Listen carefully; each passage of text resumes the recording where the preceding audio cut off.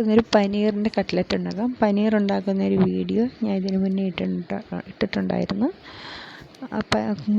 ഉണ്ടാക്കി വെച്ചിരിക്കുന്ന പനീർ കട്ട് ചെയ്തതിന് ശേഷം അതിൽ നിന്നും പകുതി എടുത്ത് വറക്കുന്നുണ്ട്.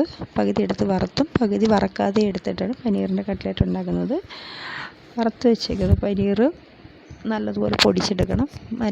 വറക്കാത്ത പനീറും പൊടിച്ച് വെക്കണം.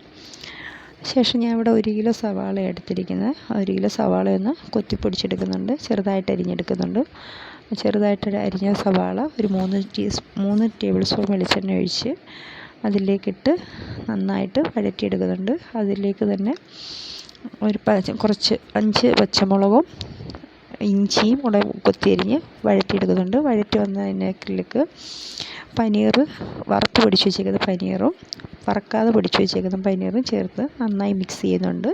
ശേഷം ഒരു 1/2 കിലോ ഉരുളക്കിഴങ്ങ് പുഴുങ്ങി പൊടിച്ച് വെച്ചിട്ടുണ്ട്. ഉപ്പ് ചേർത്ത് അത് ഇതിലേക്ക് മിക്സ് ചെയ്ത് ഒന്ന് ഡ്രൈ ആക്കി എടുക്കുന്നുണ്ട്. ശേഷം ഒരു 3 ടേബിൾ സ്പൂൺ മീറ്റ് മസാല ചേർക്കുന്നുണ്ട്. അതിന് ശേഷം ഇത് ഉരുളകളാക്കി ഉരുട്ടിയെടുത്തതിന് ശേഷം സെയിം ഷേപ്പിൽ പരത്തിയെടുക്കുന്നുണ്ട്. ഇതിനിടയ്ക്ക് ഞാൻ 5 മുട്ട പതപ്പിച്ചെടുത്തായിരുന്നു. പിന്നെ ഇതെല്ലാം ഒരു ഓവൽ ഷേപ്പിൽ ഞാൻ പരത്തിയെടുത്തതിന് ശേഷം ബ്രെഡിൻ്റെ പൊടിയുടെ കൂടെ ഞാനൊരു പകുതി റസ്കിൻ്റെ പൊടിയും കൂടെ മിക്സ് ചെയ്താണ് എടുത്തേക്കുന്നത്. ശേഷം ഇത് എണ്ണയിൽ മുക്കി പൊരിക്കാതെ കുറച്ച് വെളിച്ചെണ്ണ ഒഴിച്ച്